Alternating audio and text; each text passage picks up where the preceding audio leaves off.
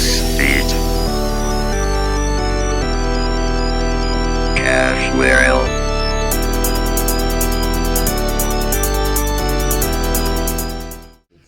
Auguste Levé, la voix de la diaspora. Vous savez qu'on est toujours en quête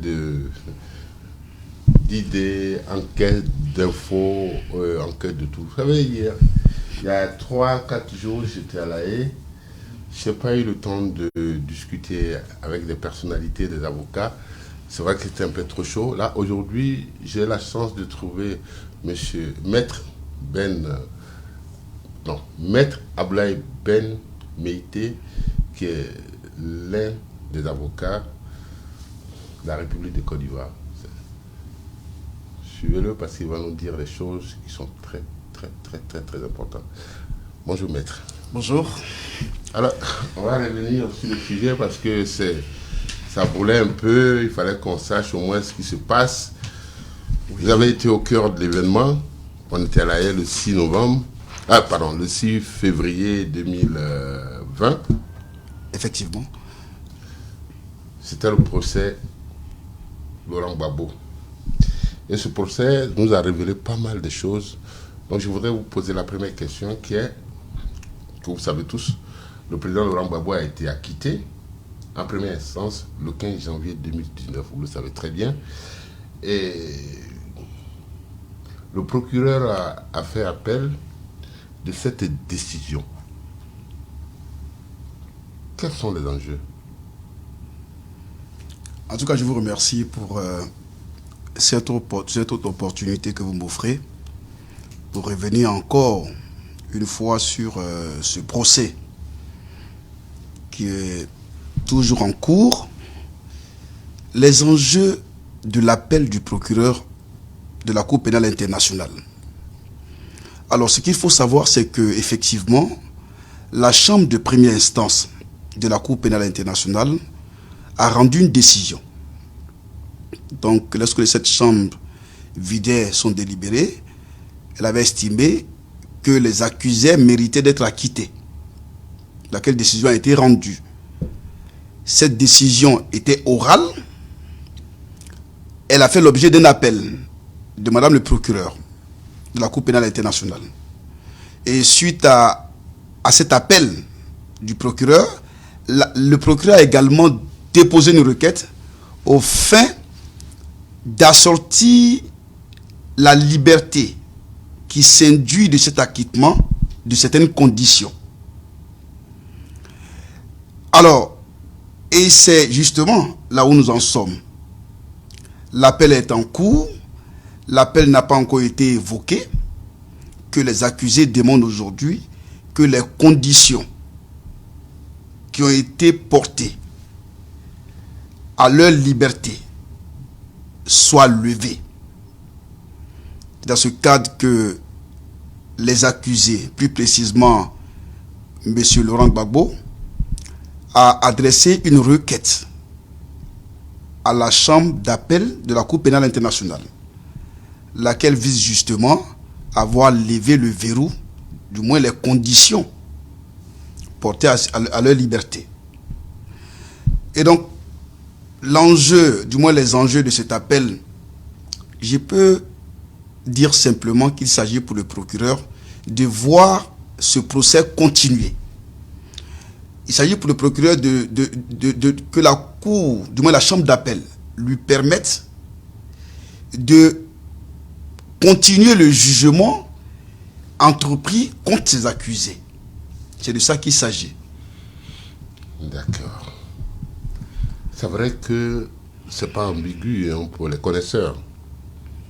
Vous qui êtes des avocats, vous savez comment ça se passe. Nous, il y a des profanes qui sont arrivés, mais vous, en tant que maître, je voulais savoir quelles sont vos impressions à l'issue de votre intervention, parce que vous avez intervenu.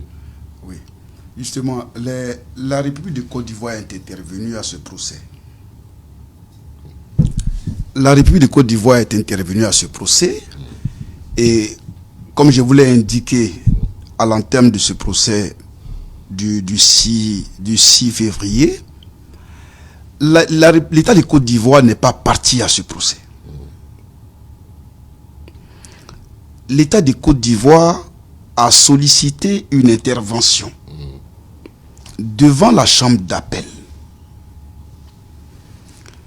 par requête qui a été adressée à cette chambre, laquelle requête a été favorablement accueillie par la chambre d'appel. La Côte d'Ivoire donc a été autorisée, à travers ses avocats que nous sommes, à intervenir dans le cadre d'observation. Et nous avons fait valoir les observations de l'État de Côte d'Ivoire. Et nous, de notre point de vue, il s'agit d'observations pertinentes. Et nous n'avons pas de raison de croire que la chambre d'appel ne va pas en tenir compte. C'est de ça qu'il s'agit. Donc, de notre point de vue, notre mission s'est très bien déroulée.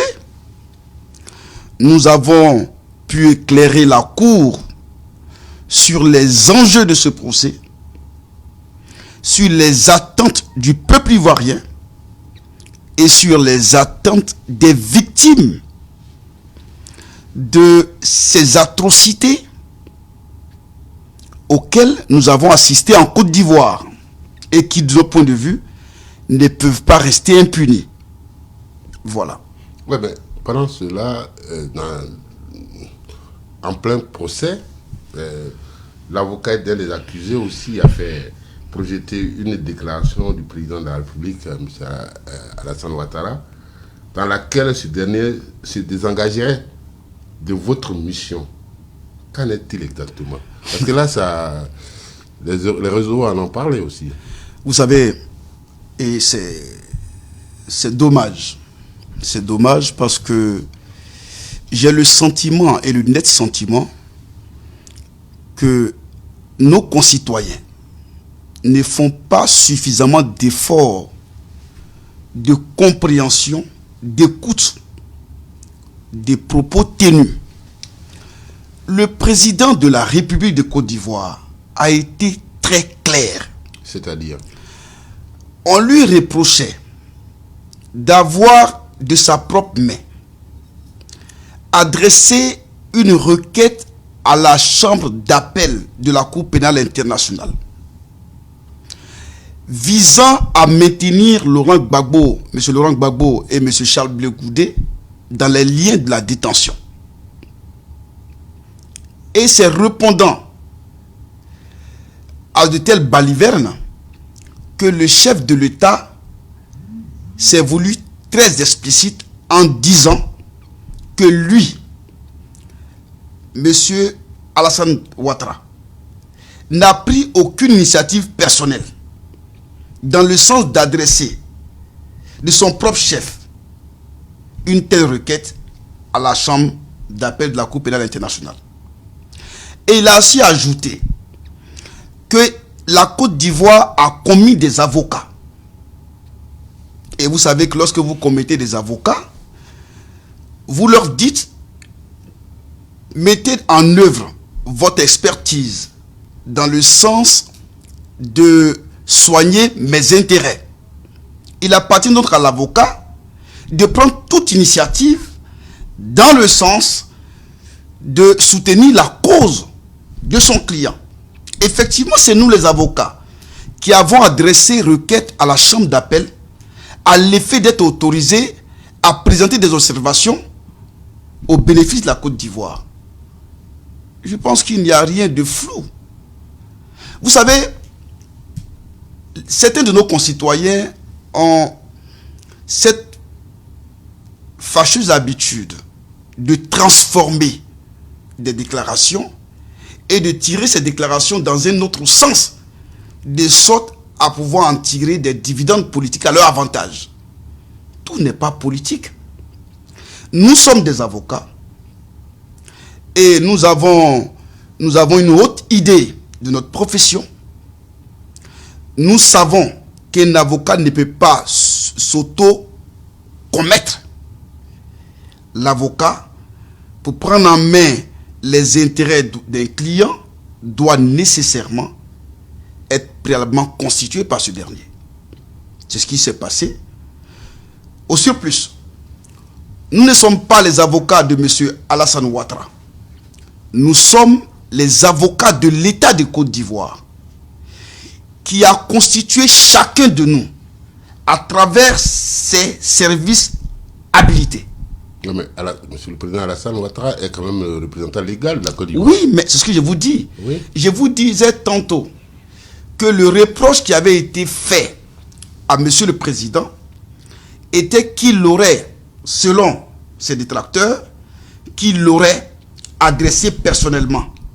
Que le gouvernement a fait un courrier adressé à la CPI à l'effet de maintenir nos concitoyens qui y sont. Et vous avez noté que dans la requête qui a saisi la Cour, il s'agissait seulement d'une demande à fait d'intervention. Premièrement. On ne savait même pas le contenu de l'intervention que nous entendions effectivement présenter. Que déjà, certaines personnes ont commencé à épiloguer sur le contenu d'un document que nous n'avions même pas encore présenté. Et le sens de l'intervention de l'État de Côte d'Ivoire est compréhensif. L'État de Côte d'Ivoire a coopéré avec la Cour pénale internationale, sans laquelle coopération, ce procès n'allait pas se tenir. Premièrement. Il faut d'ailleurs préciser qu'au moment de cette coopération, la Côte d'Ivoire n'était pas partie au traité. C'est la Cour pénale internationale qui est intervenue postérieurement.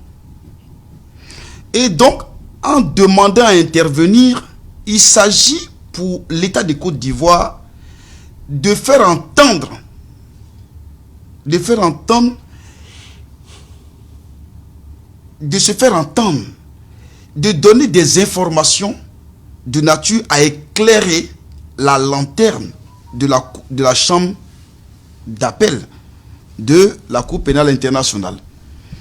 Donc je pense qu'il n'y a aucune ambiguïté. Ça veut dire que vous n'avez pas été désavoué. Pas du tout. Mais vous savez, ils ont cette fâcheuse idée et cette habitude, et vous l'avez vu de remarquer même sur les réseaux sociaux, ça raconte, ça dit des choses. Comme un certain André... Sylvain, je crois comment il s'appelle là. Ouais. André Sylvain Conan.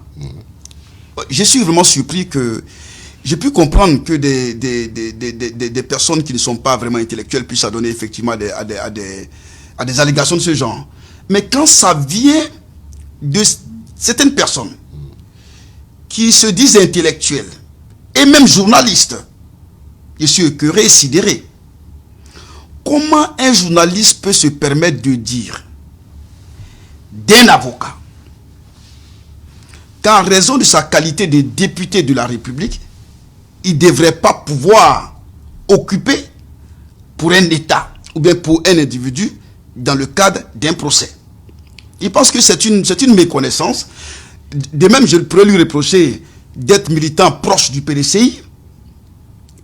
Ça n'empêche pas d'être journaliste et défendre les idéaux du PDCRDA. Mais ça n'empêche pas, on peut être faux idéaux, mais le problème n'est pas là, c'est d'être assez objectif aussi. C'est simplement de l'inculture. L'avocat n'est pas une personne neutre. L'avocat, il a une neutralité vis-à-vis de la loi. Mais l'avocat, il prend cause, fait et cause pour son client. Il soigne les intérêts de son client dans le respect de sa déontologie et conformément aux dispositions légales. Être député n'empêche pas un avocat d'exercer. Justement, il n'y a pas d'incompatibilité. Pourquoi il voudrait être un justement, député de pourquoi il voudrait en créer aussi, oui. Je suis député. Mieux, je suis député de la République de Côte d'Ivoire, élu de Kani commune sous-préfecture. Je suis membre du bureau de l'Assemblée nationale de Côte d'Ivoire. Je pense que c'est des petits... Pour moi, c'est des... Est-ce que c'est compatible, tout ça? Il n'y a eu aucune incompatibilité. Abdoulaye Wade était député. Il était avocat. Aoussou Jano, député. Avocat. Exerçant et défenseur, l'un des défenseurs du PDCI. était l'avocat du PDC plusieurs années durant. On dirait Barack Obama aussi a été avocat aussi. C'était avocat. Donc je pense que Sarkozy également, être avocat n'empêche pas d'être député. Et être député n'empêche pas quelqu'un d'être avocat. D'accord. Alors, dis-moi, la suite, parce que les gens pensent que c'est fini, mais je pense que c'est pas fini. Vous pouvez nous dire un peu qu'est-ce qui trame peut-être la suite? Est-ce qu'on a une suite où ça s'est arrêté hier? Est-ce qu'on a une méconnaissance du dossier? Alors, je vais vous expliquer. Alors, il faut pas faire de confusion, parce que les gens sont dans les émotions. Il y a des attaques personnelles, mais là, je ne rentre pas dedans. Je pense que j'en appelle au bon sens des uns et des autres. Mais ce que je voudrais surtout donner comme information sur cette procédure, il y a eu un appel du procureur qui n'a pas encore été évoqué. Aujourd'hui, il s'agit de statuer sur la demande de liberté totale sollicitée par les accusés et fondée sur leur acquittement. Il y a quelqu'un qui estime que le fait d'avoir été acquitté en première instance leur donnait automatiquement droit à une liberté totale. Mais attends. Maître, je suis un peu dans le flou. Quand on est acquitté, oui, qu'est-ce qui reste derrière? Alors, la procédure, je vous donne un exemple. Le procès pénal peut se dérouler, peut s'achever en première instance. Le juge prend une décision d'acquittement. Il n'y a pas de voie de recours qui est exercée contre cette décision. La décision est définitive. Vous suivez? Lorsqu'il n'y a pas de voie de recours, la décision est définitive. Mais lorsque la décision fait l'objet d'une voie de recours, ça veut dire que le procès n'est pas encore terminé. Vous suivez? Il y a une première décision qui a été rendue, qui a décidé que les accusés sont acquittés. Il y a eu un appel. Le procès donc doit continuer en appel. Le juge d'appel, dans le cadre de la CPI, est appelé à statuer sur le sort de l'appel qui a été formé. Si l'appel est accueilli favorablement, en ce moment, la cause sera évoquée de nouveau devant le juge, devant la première chambre. Si la cour estime que l'appel n'est pas fondé, en ce moment, le procès est terminé. Et les accusés bénéficient de la liberté, du moins l'acquittement total. Mais la question qui s'est posée, c'est de savoir, est-ce qu'une personne acquittée pourrait être réduite dans sa liberté? Vous suivez? Est-ce qu'une personne acquittée devant la première chambre pourrait être limitée dans sa liberté de mouvement? C'est la question qui se pose aujourd'hui. Avec le procès. Avec la demande qui a été formée. On peut reconnaître que c'est la première dans l'histoire, ça. Dans le problème de l'acquittement. Parce que, bon, on n'a pas connaissance d'une personne qui a été acquittée. Oui. Et il est assiégé, il ne doit pas bouger. Est-ce qu'il y a un exemple à ce sujet-là? Parce que si on n'a pas l'exemple à ce sujet, on a peut-être l'impression que c'est une première dans le cadre d'un procès.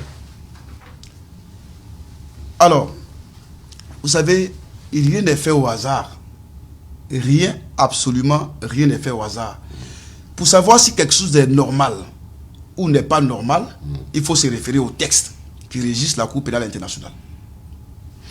Et à propos, nous avons l'article 81 du statut de Rome qui permet de maintenir une personne en dépit de l'acquittement ou alors d'assortir sa liberté de certaines conditions, comme c'est le cas avec M. Laurent Gbagbo et Charles Blé Goudé. De sorte que quand on crie au loup, non, ce n'est pas normal, une personne a quitté, elle devait être en liberté. L'article 81C est sans embâche. Cela est parfaitement légal. Vous savez, il ne s'agit pas d'une pièce de théâtre. Il ne s'agit pas d'aller se rassembler devant la Cour pénale internationale pour faire du bruit. Je pense que la Cour est suffisamment sereine pour apprécier objectivement l'opportunité de la demande, de la mesure qui est sollicitée par les accusés. D'accord. Maître, ma dernière question, je crois qu'elle n'était pas convenue, mais je voulais juste la poser parce que ça fait partie de l'actualité. Le président nous parle de réconciliation et de la paix. Est-ce que ce n'est pas un moment aussi...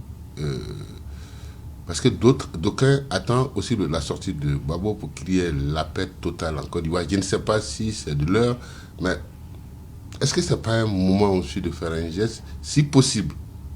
Vous qui êtes avocat, est-ce que vous y avez songé? Alors, je ne pense pas que ce soit le président de la République, Alassane Ouattara, qui soit le président de la CPI. De la CPI. Parce qu'on parle comme si c'est le président Ouattara qui avait en main le destin judiciaire des accusés. Il n'est même pas acteur à ce procès. Il n'est pas acteur. L'État de Côte d'Ivoire n'est pas parti au procès. Mais on fait comme si il suffit que le président Ouattara claque les doigts pour que Laurent Gbagbo et Charles Blé Goudé recouvrent la liberté. On me dit acte de puissance. Peut-être ça fait partie. Bon, c'est tout à son honneur. Bon, c'est tout à son honneur. Maître. C'est tout à son honneur. D'accord. Moi, je voudrais quand même, à la fin, inviter nos concitoyens à faire davantage preuve, notamment les partisans du président Laurent Gbagbo, à faire preuve de mesure,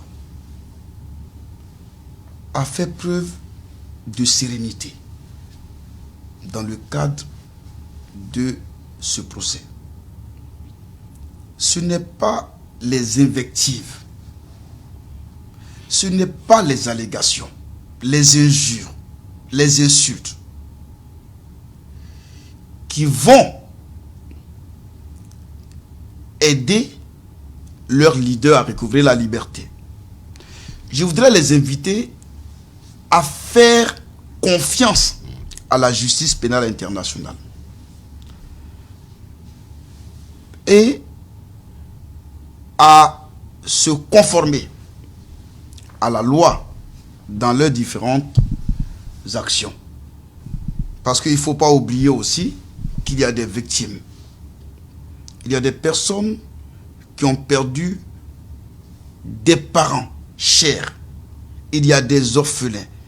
Il y a des personnes qui sont handicapées, qui sont amputées à vie. Il y a des personnes qui ne savent plus à quel sens se vouer. L'État de Côte d'Ivoire fait des efforts dans le sens de rassurer les uns et les autres. Je pense qu'il leur appartient de créer les conditions de la réconciliation qu'il crie, pour laquelle il crie à quoi il a crié. Mais je voudrais surtout appeler les Ivoiriens au calme, à la sérénité. Je vous remercie. Merci, Maître Aboulaye Ben Meïté, député de Kani et avocat de la Côte d'Ivoire. C'était Augustin Lobé pour la Voix de la Diaspora. À très, très, très bientôt. Merci. Merci.